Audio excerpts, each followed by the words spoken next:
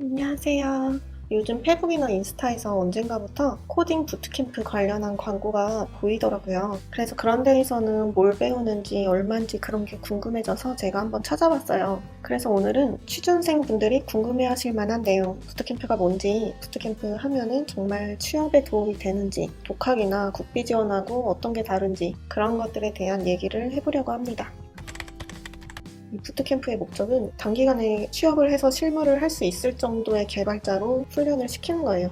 교육기간은 보통 3개월에서 6개월 정도? 그것보다 긴 것도 있고요. 그래서 무슨 3개월 동안 수업 듣고 어떻게 실무를 하냐 이렇게 생각하실 수도 있는데 그 기간 동안 뭐 수업 있는 날만 가서 수업 듣고 이렇게 하는 게 아니라 거의 맨날 풀타임으로 뭐 아침에 강의 듣고 그 이후 시간은 과제하고 밤까지 공부하고 해야지만 따라올 수 있게끔 커리큘럼을 엄청 빡빡하게 짜놨더라고요. 그래서 그런 몰입 효과를 최대한 끌어올리는 고강도 교육 프로그램이라고 할 수 있을 것 같습니다. 그래서 부트캠프를 한다 하면은 잠시 시간과 정신을 방에 갔다 오는 그런 느낌일 것 같아요. 이 부트캠프라는 게 미국에서 시작이 된 건데 우리나라에서는 한 최근 3년 사이에 많이 생긴 것 같습니다.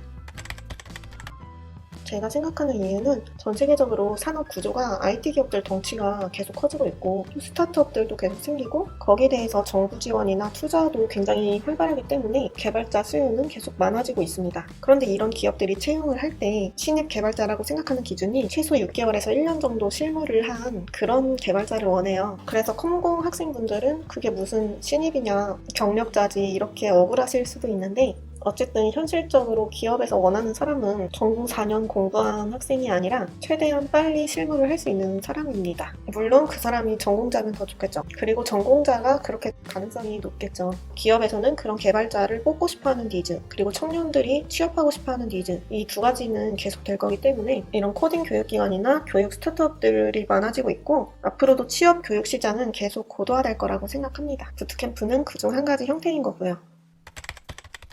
그럼 부트캠프를 하면 정말 취업에 도움이 되는가? 제가 부트캠프를 운영하는 곳들 홈페이지에 들어가서 커리큘럼을 다 하나하나 봤어요. 그래서 거기서 시키는 대로 다 소화를 한다면 취업이 안 될 수가 없습니다. 마치 PT를 받을 때 PT쌤이 시키는 대로 운동 다 하고 먹을 것도 다 조절하고 그러면은 당연히 몸이 좋아지겠죠. 그런 것과 비슷한데 일단 대부분 부트캠프가 현업 경험이 많으신 개발자나 아니면은 기업 대상 교육 커리어가 많은 개발자분들이 만들어서 직접 강의를 하는 곳들이 많아요. 그래서 그분들은 기업에서 원하는 개발자를 잘 알고 있기 때문에 그 위주로 커리큘럼을 만들었어요. 그런데 뭐 이력서에 어떤 부트캠프를 수료했다 이렇게 한 줄 적는 게 어떤 인증기관으로서의 역할을 하는 건 아닙니다. 면접관은 부트캠프가 뭔지도 모를 수도 있어요. 아까 말씀드린 것처럼 이런 코딩 교육이나 부트캠프 같은 거는 최근에 부상한 시장이라서 지금 현업에 오래 계신 분들은 그분들 학생 때는 이런 게 없었고 그래서 독학이 익숙한 세대입니다. 하지만 요즘은 시대가 많이 달라졌죠. 어쨌든 정리하자면 부트캠프는 뭐 단기간에 효율적으로 내 실력을 쌓고 취업에 대비하는 그런 목적이지 뭐 수료 자체가 어떤 이력이 되거나 하는 것은 아닙니다. 그럼 그런 것들이 꼭 부트캠프로만 이룰 수 있는 것이냐? 독학으로는 안 되냐? 독학으로도 가능합니다. 그러니까 독학이 익숙하신 분들이나 어느 정도 베이스가 있으신 분들은 독학이 나을 수도 있어요. 독학하고 비교했을 때 제가 생각하는 부트캠프의 장점은 일단 첫 번째로 비용을 지불하는 가장 큰 목적은 시간 단축이라고 생각을 합니다. 커리큘럼이나 훈련 방식 같은 건 자체적으로 다 구축이 되어 있고 나는 그 시스템대로 따라하면 되니까요. 근데 독학을 한다면 그런 것들을 직접 만들어야 되겠죠. 그리고 두 번째는 강제성이 있다는 거예요. 하루라도 빠지면 쫓아가기 어려울 정도로 대부분 커리큘럼이 굉장히 빡빡하더라고요. 그리고 세 번째는 같이 하는 사람들이 있다는 겁니다. 부트캠프는 기수제로 운영이 되기 때문에 아무래도 같은 목표를 가진 사람들이 모이면 시너지가 좋잖아요. 그리고 아무리 빡세고 힘든 일이라도 같이 하는 사람들이 있으면 좀 낫죠. 그리고 네 번째는 강사님들이 대부분 좀 이렇게 커리어가 좋으신 분들이 많아서 그분들 주변으로도 또 그런 인맥 많을 거고 그래서 정보를 얻는 측면에서 좋을 것 같습니다. 주변에 아는 개발자가 없으신 분들한테 좋을 것 같아요. 그럼 이제 국비 지원하고 어떤 차이가 있느냐 이게 궁금하신 분들도 있을 거예요. 국비 지원하고 부트캠프하고 비교를 했을 때는 제가 이렇게 단언을 딱 하는 건 좀 조심스럽긴 하지만 퀄리티가 부트캠프가 좋을 가능성이 높습니다. 왜냐하면 한쪽은 국가 지원이 들어가고 한쪽은 완전한 시장이기 때문인데 조금 풀어서 얘기를 해보도록 하겠습니다. 우선 첫 번째, 국비 지원 클래스들을 운영하고 있는 학원 시스템이 학원 원장님이 뭐 개발자 출신인지 IT 업계에 계셨던 분인지 그런 걸 알 수가 없죠. 그래서 강의를 하는 강사님 역량에 의존할 수밖에 없는데 수강생 입장에서는 미리 알 수가 없죠. 반면에 부트캠프를 하는 곳들은 말씀드린 것처럼 대부분 현업 개발자이시거나 개발자 출신이신 분들이 직접 운영하고 강의도 하고 계십니다. 그리고 그런 곳들의 KPI는 곧 효과적인 교육을 해서 좋은 곳에 취업을 많이 시키는 게 KPI이기 때문에 그런 노하우나 데이터를 축적하면서 교육 프로그램을 계속 발전시킬 수밖에 없을 거예요. 두 번째는 같이 수업을 듣는 사람들의 분위기라는 게 정말 중요합니다.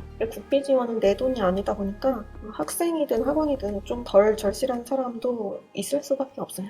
부트캠프는 대부분 굉장히 고가인데다가 어떤 곳은 테스트랑 면접까지 거쳐서 수강생을 선발하기 때문에 좀 더 학습 의지가 있는 분들이 모이겠죠. 그리고 세 번째는 국비 지원 과정 커리큘럼이 아직까지는 좀 SI 업체 위주인 것 같아요. 뭐 SI가 좋다 나쁘다 이런 건 제가 잘 알 수가 없고 그래서 말씀드리기 어려운 부분이지만 그래도 보통 취준생분들이 취업하고 싶어하는 회사 탑 몇 그런 걸 보면은 SI 업체들이 포함되어 있기는 많죠. 그러면 국비 지원학원은 도움이 안 되는가? 그거는 절대 아닙니다. 어디서 공부하던 내가 어떻게 하느냐 이게 더 중요하고 그리고 어떤 커리큘럼을 배우던 다 도움은 될 거예요. 그래서 학원비를 지불하기 어려운 경우에 국비 지원은 정말 좋은 대안이 된다고 생각합니다. 제가 찾아보니까 월 7, 80 정도에서 한 200이 넘어가는 곳까지 다양합니다. 월 비용으로. 꽤 고가죠. 그런데 교육이라는 거는 소비가 아닌 투자의 개념이기 때문에 만약에 내가 교육을 받는데 1,000만 원을 썼다. 근데 뭐 연봉 3,800으로 취업을 했다. 그러면 잘한 투자일 수 있겠죠. 혹은 내가 독학을 했으면 한 6, 7개월 걸렸을 수도 있는데 그 기간을 석 달로 줄여줬다. 그러면 누군가한테는 그것도 지불할 가치가 충분할 수도 있습니다. 즉 각자의 성향이나 상황에 따라서 누군가한테는 충분히 리즈너블한 비용이고 누군가한테는 터무니없이 비싸다 할 수도 있겠죠. 그런데 제가 한번 그런 부트캠프를 운영하는 사업자 입장에서 한번 따져봤어요. 매일 수강생들을 풀타임으로 교육시키고 교육 장소도 제공하고 어떤 데는 장비까지 제공하는 것도 있더라고요. 그리고 교육으로 돈을 벌려면 수강생이 많아야 되는데 대부분 한 기수에 정원이 10명에서 20명 정도로 소규모로 운영을 하기 때문에 왜냐하면 직접 강의를 하면서 한 명 한 명 케어를 해야 되니까 인원을 늘리기 어려운 구조더라고요. 또 교육 장소에서 보조 강사 개념으로 도와주시는 분들이 계시더라고요. 그분들 인건비도 나갈 테고 그리고 취업 관련해서도 계속 멘토링을 해줘야 되고 그런 것들을 따졌을 때 사업자 입장에서는 그렇게 남는 장사는 아닐 수도 있습니다. 물론 학생 입장에서는 당연히 부담되는 비용이죠. 그렇기 때문에 저는 부트캠프는 정말 필요한 분들이 자기한테 맞는 곳을 잘 선택해서 투자한 비용 이상의 성과를 거두는 게 학생에게도 교육장에게도 좋다고 생각합니다. 그래서 부트캠프는 어떤 분들이 좀 맞을지 어떤 분들이 안 맞을지 제 나름 정리를 해봤습니다. 일단 이런 분들은 추천. 첫 번째, 나는 진짜 몇 달간은 다른 거 하나도 신경 안 쓰고 오로지 이것만 하면서 살 거다. 그런 분들. 두 번째는 나는 누가 나를 가르치고 지적하고 해도 기분 안 나쁘고 나는 다 흡수할 거다. 시키는 대로 다 할 거다. 이런 분들. 그리고 세 번째는 나는 이렇게 과제가 주어졌을 때 고민하고 해결하고 하는 게 즐겁다. 이런 분들. 반면에 이제 부트캠프가 좀 어려울 수 있는 분들은 첫 번째, 일단 들으면 뭐라도 되겠지 이런 생각으로 신청하시는 분들. 두 번째는 약간 부트캠프가 이렇게 떠먹여주는 교육은 아니에요. 교육 방식이 대부분 과제나 미션을 던져주고 그거를 혼자 아니면 팀으로 해결하면서 학습을 시키는 그런 방식이 많더라고요. 그래서 나는 좀 하나부터 열까지 다 알려주는 게 편하다 이런 분들은 좀 어려울 수 있습니다. 그리고 세 번째는 나는 남들하고 교류하는 게 좀 부담스럽다. 나는 혼자 하는 게 편하다 이런 분들. 그리고 네 번째는 나는 내 코드 보이는 게 좀 부끄럽다. 열등감이 좀 많다 이런 분들은 어려울 수 있습니다. 부트캠프가 잘 안 맞는다고 해서 자괴감을 가질 필요는 없을 것 같아요. 부트캠프는 목적이 기업에 들어가서 실무를 할 수 있는 개발자로 빠르게 훈련시키는 목적인데 모든 사람이 거기에 잘 맞을 수는 없겠죠. 그리고 부트캠프를 한다고 해도 똑같은 커리큘럼으로 배워도 결국 소질이 작용하는 부분이 있을 거예요. 같은 수업을 들어도 더 빨리 이해하고 과제도 더 빨리 하는 사람이 있을 것이고 그런 거에 비교하고 자괴감 갖고 그러기보다는 내 목표만 생각하는 게 좋다고 생각합니다. 어차피 회사 들어가도 있을 일이니 미리 경험하는 것도 나쁘지는 않겠죠. 네, 그래서 오늘은 부트캠프에 대한 좀 종합적인 얘기를 해봤는데 실제로는 부트캠프를 운영하는 곳들 다 조금씩 차이가 있더라고요. 그래서 제가 한 10군데 정도를 글로 정리를 해놨어요. 그래서 관심 있으신 분들은 고대 링크를 확인하시면 좋을 것 같고, 그리고 저는 홈페이지에 올라와 있는 내용을 토대로 정리를 한 거라서 혹시 틀린 내용이 있으면 알려주시면 수정을 하겠습니다. 그럼 안녕.